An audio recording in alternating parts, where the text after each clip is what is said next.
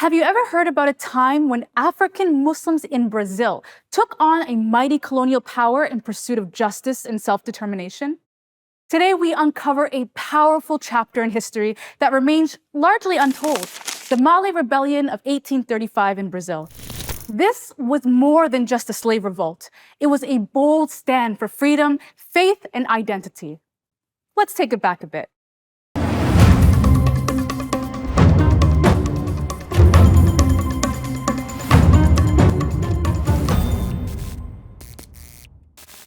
In the early 19th century, Salvador, the capital of Bahia, was a vibrant city with a dark side. A city bustling with festivals and samba, but also grappling with some serious historical baggage. As the first city founded in Brazil by the Portuguese in 1548, Salvador was a hub of the transatlantic slave trade, where 40% of its population were either enslaved or freemen of African descent. Among these people were the Malês, African Muslims from diverse ethnic backgrounds, Hausa, Fulani, Yoruba, and more. These individuals were not just slaves. They were educated, skilled artisans, and spiritual leaders.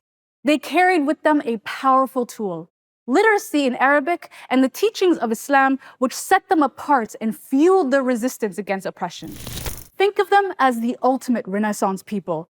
Scholars, craftsmen, and rebels all rolled into one. The story of the Malê Rebellion is a story of faith and survival against overwhelming odds.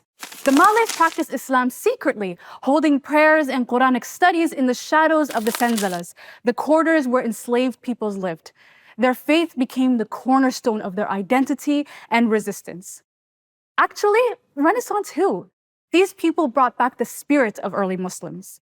Despite being a minority among the enslaved, the Malays used their literacy and organizational skills to unite others.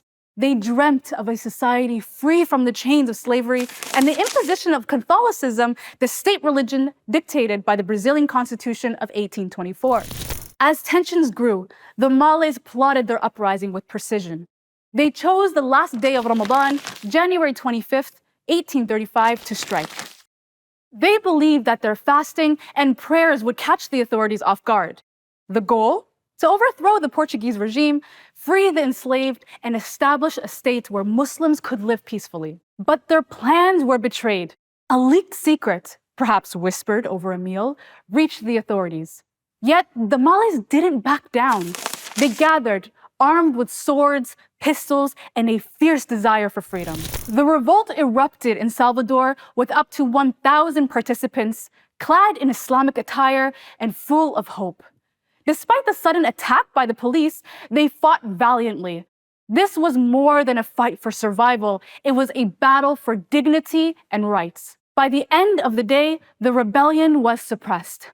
Approximately 80 rebels and 7 guards were dead, and hundreds were captured.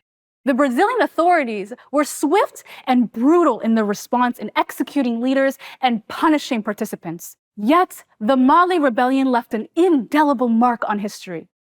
So why does this revolt matter? The Malê Rebellion was a testament to the intersectionality of faith, race, and resistance. It highlighted the global struggle against colonial oppression, transcending time and borders. These rebels weren't just fighting for themselves. They were a part of a larger movement for justice that resonates today in Latin America. The rebellion forced Brazil to reconsider its approach to slavery and religion. While the revolt was suppressed, it sowed the seeds for change. The eventual abolition of the slave trade and the Free Womb Act of 1871 were the steps towards freedom that the Malays helped ignite. This legislation declared that all children born to enslaved mothers would be free. It was a compromise, a way to edge towards abolition without sudden upheaval. But more importantly, it was a sign that the ideals of freedom and justice were seeping into the fabric of Brazilian society. The Malays might not have won the battle, but they sure gave their oppressors a wake-up call. The Malê Rebellion also highlights the often overlooked contributions of women like Luisa Mahin.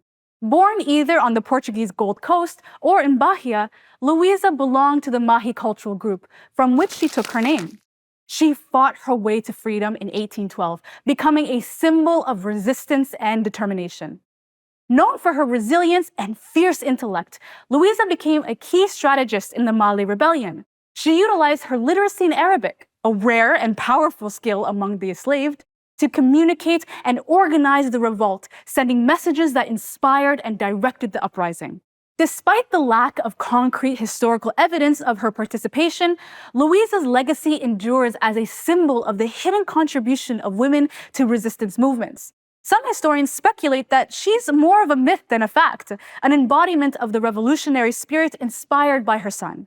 Yet, her story, celebrated in the works like Jahid Ais's Brazilian Black Heroines, continues to captivate the imagination, reminding us of the countless unsung heroines who have shaped history through their silent strength and strategy. Luisa Mahin's tale challenges us to recognize the power of women in resistance, to celebrate their courage, and to honor the impact of those whose names and deeds remain obscured by time. If the Malês could dream big in 1835, imagine what we could do today. As we explore these narratives of resistance, let us remember the stories of women like Luisa Mahin, whose courage in the face of oppression lights the path for future generations. Until next time, keep questioning, keep resisting, and celebrate the untold heroes of our shared history. Don't forget to like, share, and subscribe.